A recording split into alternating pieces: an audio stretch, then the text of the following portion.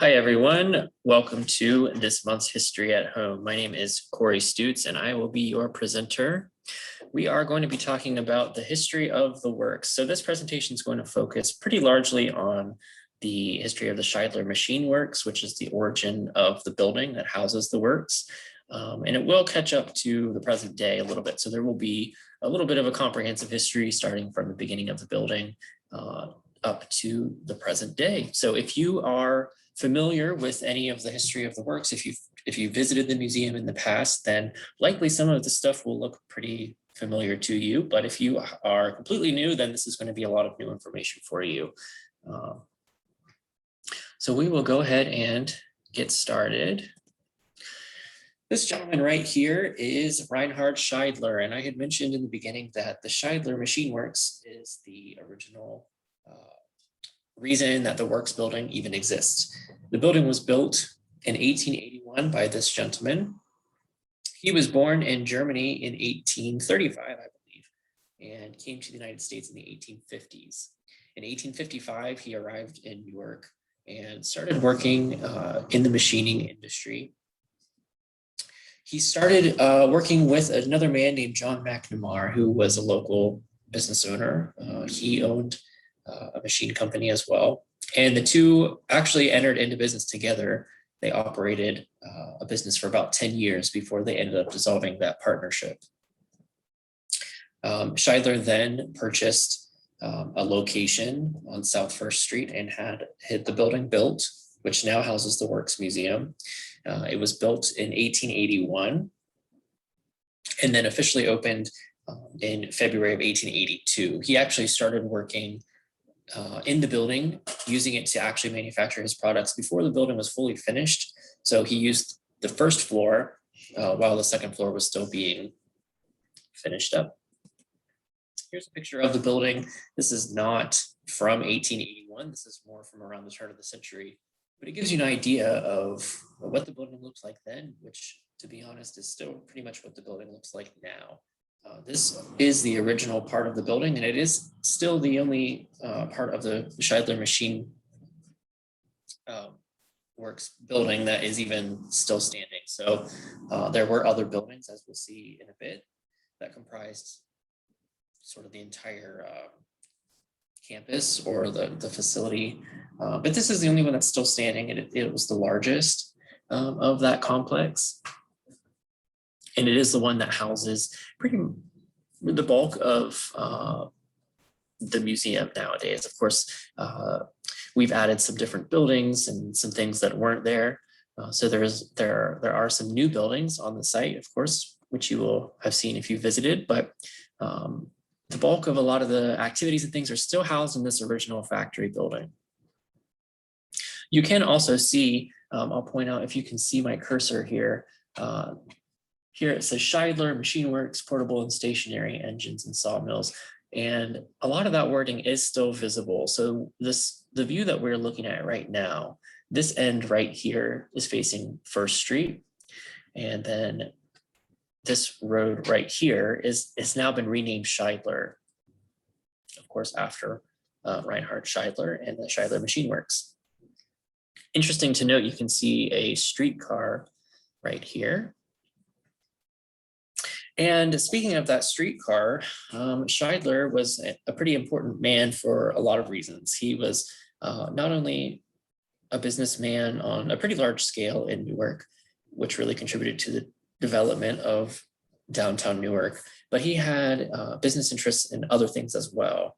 He was on the board of directors of a local bank, but he was also on the board of directors of the Newark Granville Electric Railway, which was responsible for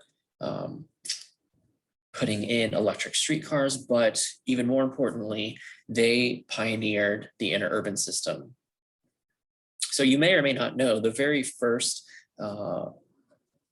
interurban system to connect two cities anywhere in the United States was actually between Newark and Granville, and Reinhard Scheidler was the president of that organization at the time. So he was pretty responsible for getting that put into place. So he was an important man in Newark, not just for his business, but because of a lot of the other things that he was involved with as well. Here's an ad from the Scheidler Machine Works. As I mentioned, they manufactured a lot of different types of equipment. A lot of it was geared toward agriculture.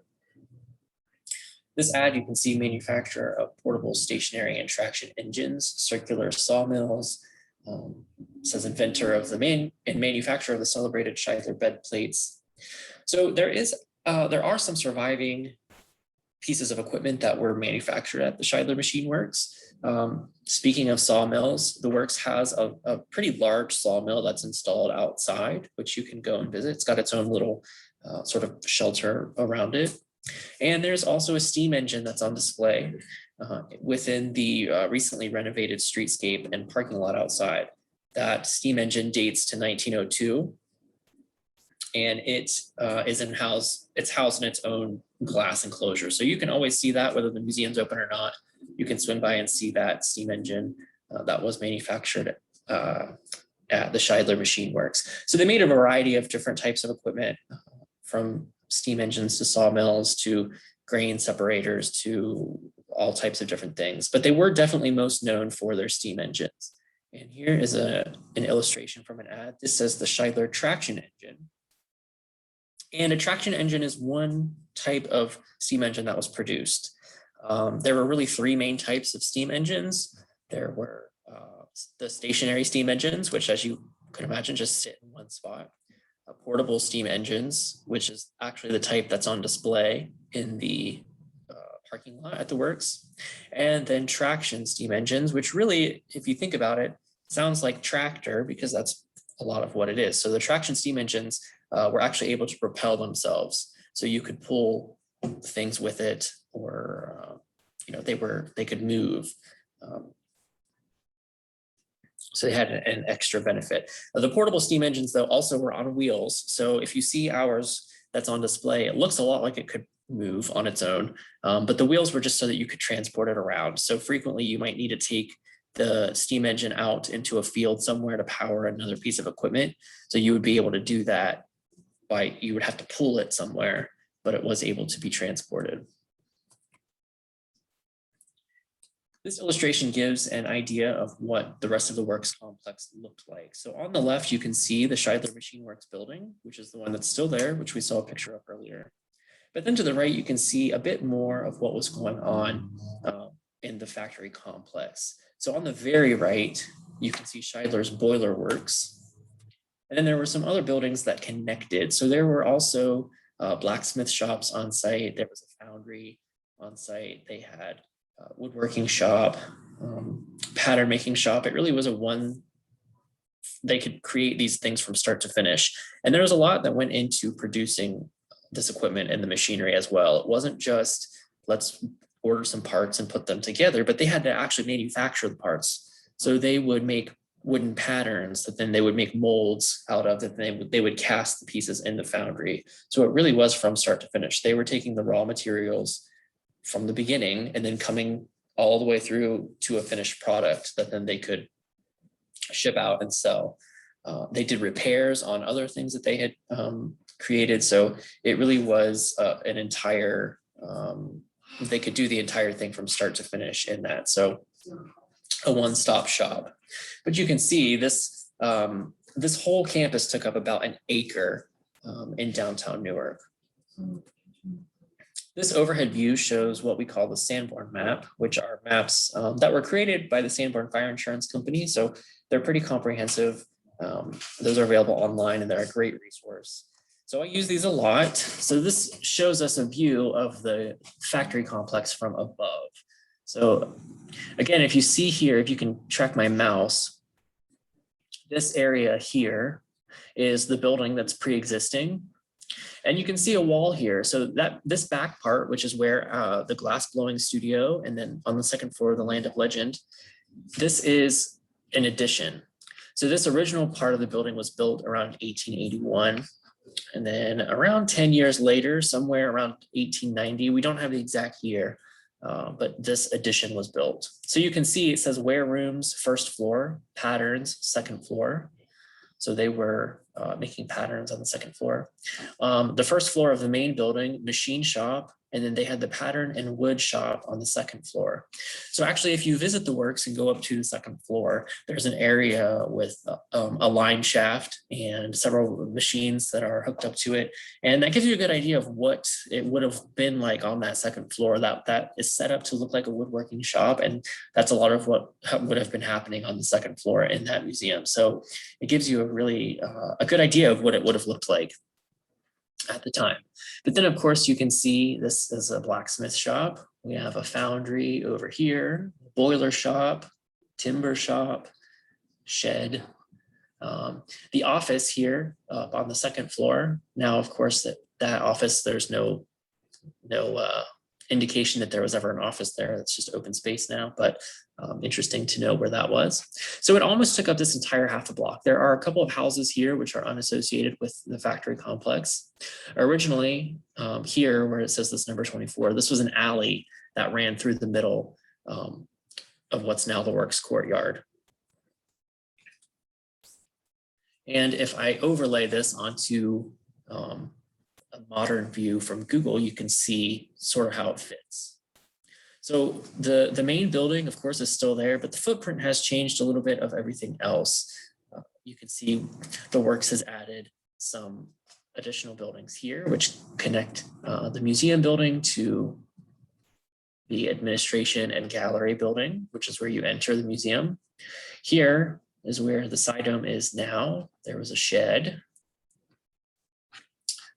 And then where the inner urban is now was approximately the location of the foundry and then those two private houses. So you can see where the alley cut through just west of the fountain, which has recently become a pond. If you haven't visited, you definitely need to see the updates in the courtyard because there is an entirely new exhibit called Habitat, which was just opened on June 5th. So there have been some changes, so I should correct myself when calling that a fountain because it's now become a pond. But you can get an idea of the layout here. So the location was really important because it was sort of strategically placed.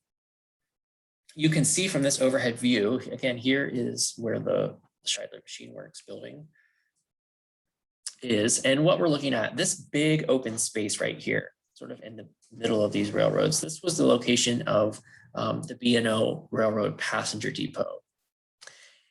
And just north of the works and the Scheidler Machine Works facility, right about here where these cars are, this was the site of the B&O Freight Depot.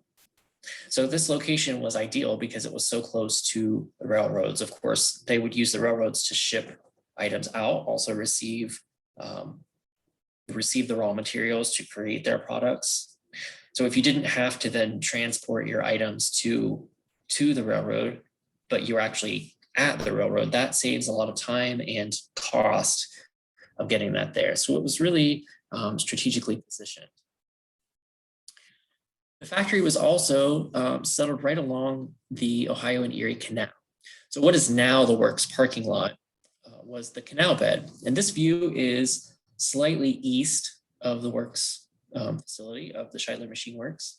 Right in the middle of the picture, you can see lock number 9, which has been sort of recreated about 10 years ago to give you an idea of what it would have looked like. But this is just east of that lock, looking toward the Scheidler Machine Works. So in this photo, we can't see that original factory building that still exists, but we can see a newer building that they built. This was the site of their boiler shop. This building had been built around the turn of the century and actually was built after the one that was in that illustration that we looked at earlier. And you can just see the letters here along the top that say spell out Scheidler. This building is no longer standing.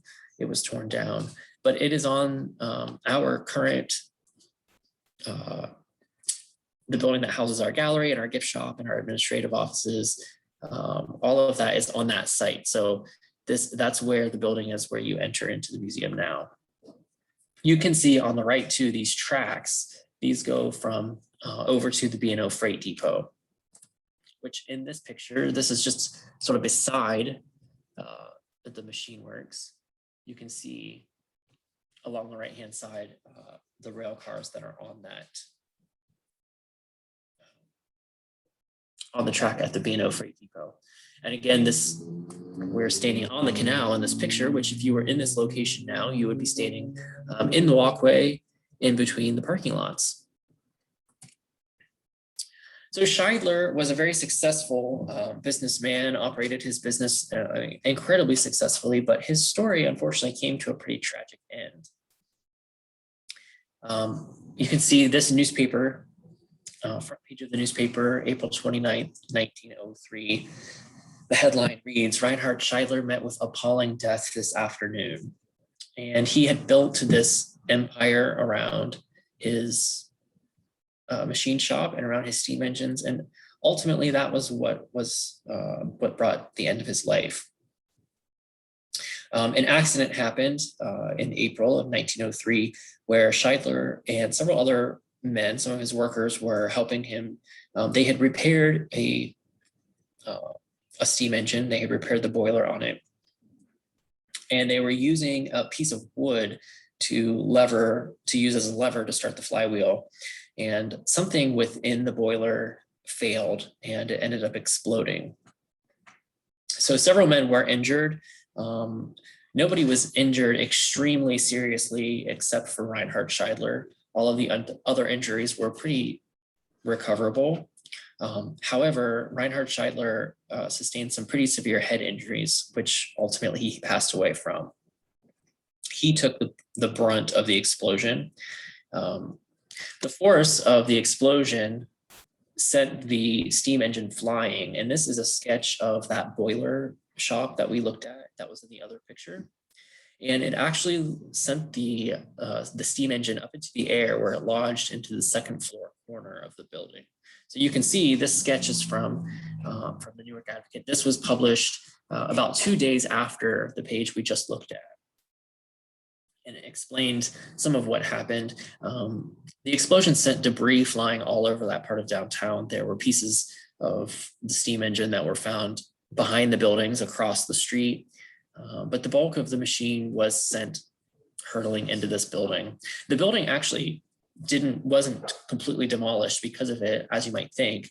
It did collapse part of that building, but they were able to repair it. But you can see it was quite an explosion to do that. If you visited the works and you've seen the steam engine that is on display in the parking lot, you can get a sense of how heavy they are and how big they would be, or how big they are. So it would have been a lot of force in order to get that to happen. Scheidler died pretty much instantly. Again, this happened in what was then the courtyard of the factory. Where that actually happened is sort of have been built upon since then. But so it was a really sudden tragedy that surprised everyone in the community, not just his employees. So they took his body. He actually laid at the machine shop for people to pay their respects. At the time of his death, he held dozens and dozens of patents. He had invented a ton of different types of pieces and machinery that went along with the process of making steam engines and the products that he made. So he had really lived a remarkable life. The business did continue. His son took over operations, and the last steam engine was produced at the Scheidler Machine Works in 1920. So it kept going for 17 years after his death. Afterwards, the building went into other hands. So this is a photo from, I would say, the late 1930s or 1940s. I'm not a car expert, so I can't identify what those cars are. But this photo shows the building after it had passed out of the hands of the Scheidler Machine Works, and the Machine Works had closed down. This here, you can see the Union Hardware Company, wholesale hardware. The building was used as a hardware company, an agricultural supply company, and an electrical supply company. And just to give you an idea, so this view that we're looking at, this is the side that fronts First Street, and this is the view today. So if I toggle back and forth, you can kind of see the similarities. You can see the arch in the door. Of course, the door in this photo has been widened so that you can drive a car into it. And if you're close to the building, you can actually see where the bricks have been filled back in.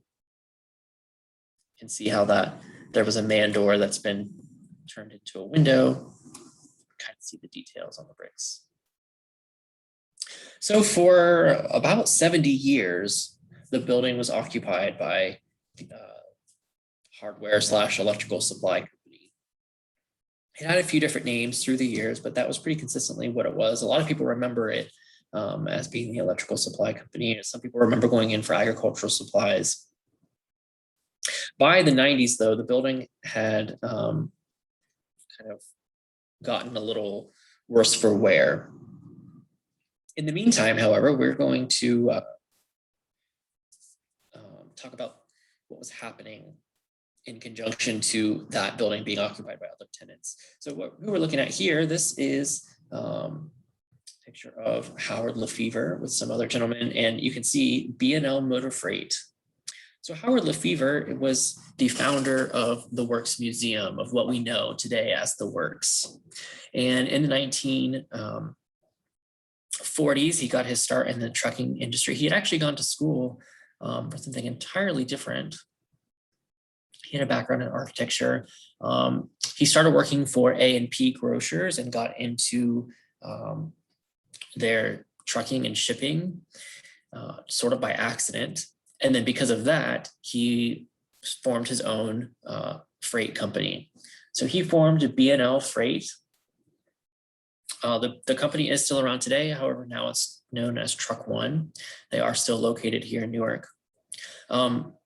This company allowed Mr. Lefevre to really grow his business. It was very successful and gave him the resources necessary to start the museum. This is a photo of him much later in life. In the very early 90s, he noticed the building and noticed that it looked like it needed some help. He recognized the value in that building, both from a historical perspective, but also from the opportunity that it presented at that amount of space, how it could be utilized. So he purchased the building in, I believe, 1992 or 1993, and knew that if he had the building, then a purpose for it would come. So he had an idea that he wanted to create a museum that focused on local industry, but getting the plan together required a lot of people to help him with that. So over the next few years, they were able to renovate the building, formulate a plan, get some exhibits together, and start the museum in action. This is a photo of the building in 1993, which is when Howard Lefevre purchased the building. You can see it really looks pretty similar. However, it was not in the best of shape. So this is a photo of the courtyard in the mid-90s. You can see some things have started to be updated, new windows. However, the doors, there are 3 sets of double doors on this side of the building, which none of them are in yet. One of them is just a gaping hole. Also, you can notice on the right-hand side, there was a set of storage units that went through the center of what's now the courtyard. The alley was still there. So if you've visited the courtyard either in the past or lately, it's difficult to envision that being where this area is now. It was pretty much just a big open sort of gravel parking lot area. The building itself was in dire need of some help. So thankfully, Mr. Lefevre had the vision to be able to do what needed to be done with the building. This photo shows the first floor, which is now home to a lot of hands-on exhibits, STEM exhibits. This is also looking back toward what's now the glass studio. So quite a lot of work was done. In June of 1996, actually June 23rd, as of today's recording, it's June 24th. So 25 years ago yesterday, The Institute of Industrial Technology opened its doors to guests. They had their grand opening event, and that was the name that was settled upon for the new museum.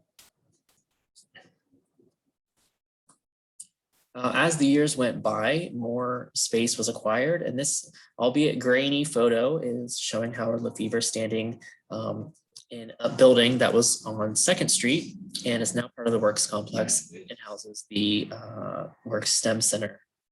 This was a former hotel that had been completely rebuilt so that it could be utilized for programming space and retail space as well. So that is part of the Works complex currently.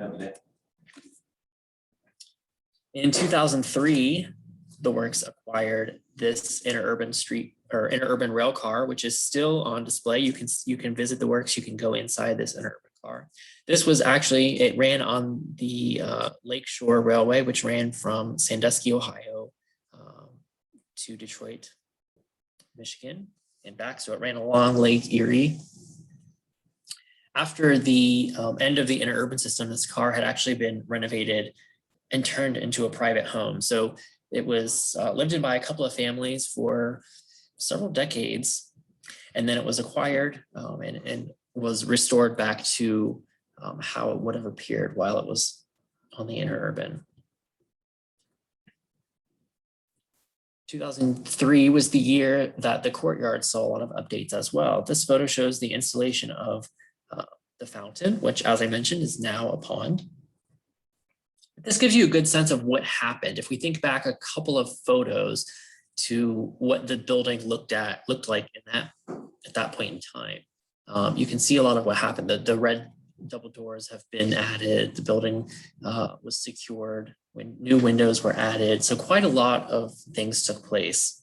In 2003 also, the Institute of Industrial Technology really started to become a name that the museum was becoming so much more of that.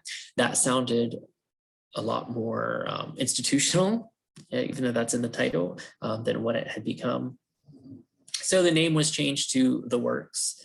It was a reflection of the Scheidler Machine Works and also just the general idea of manufacturing and industry. So the Works Ohio Center for Art and Technology was the new name adopted by the museum, which of course is what it's still known as today. Nowadays, the museum comprises, I believe, 11 buildings on about 4 acres. This gives you a good view of the Works campus. You can think back to some of those previous views that we saw from overhead and the Sanborn map view that kind of showed how the block has changed. Of course, that alley is gone, which bisected the courtyard. And several new buildings have been added. The buildings toward the bottom of the picture that are facing on 2nd Street, these are all historic buildings. This is the one that we saw a picture of earlier in the center that Howard Lefevre was standing in. Formerly the Star European Hotel, but it was renovated to be used for, there are several tenants, including a restaurant, and as I said, the Works STEM Center is included in it as well, which are all now part of the Works campus. Also on the other side, if you look toward the top of the photo, there are buildings that are also utilized by the Works on the other side of 1st Street. So it really has grown. A lot of it really comes down to the vision that Howard Lefevre had for the potential that was in the site. One of the newest buildings that has been added is the Dome, which opened in summer of 2018. And it really just shows how this site continues to evolve and grow. New things are continually being added. And it's interesting to me because if you think of it originally being a factory, a site of industry, and a site of innovation, it seems fitting that it would continue to be changing and updating and improving and growing because it still is a site of innovation. So as I mentioned, the Works is celebrating its 25th anniversary this year after starting in 1996. But of course, the building itself has a history that goes back 130 years. So that does bring me to the end of the presentation. I do want to say thank you for your interest in the topic. Thank you for your participation. And thank you for your continued support of the History at Home series and the Works at Home programming. I would invite you to stay in touch with the programs that are happening at the Works. You can check us out on Facebook. You can search for the Works Ohio Center for History, Art, and Technology, or you can find upcoming schedule of programs and events on the website at attheworks.org. If you have any questions about anything that I covered in this presentation or other questions about history or programming, you can feel free to contact the Works at 740-345-9277. Or of course you can stop by and ask in person as well, and they will be happy to find you the answers that you need. Again, thank you for your participation. I hope you all have a wonderful day. Thanks a lot.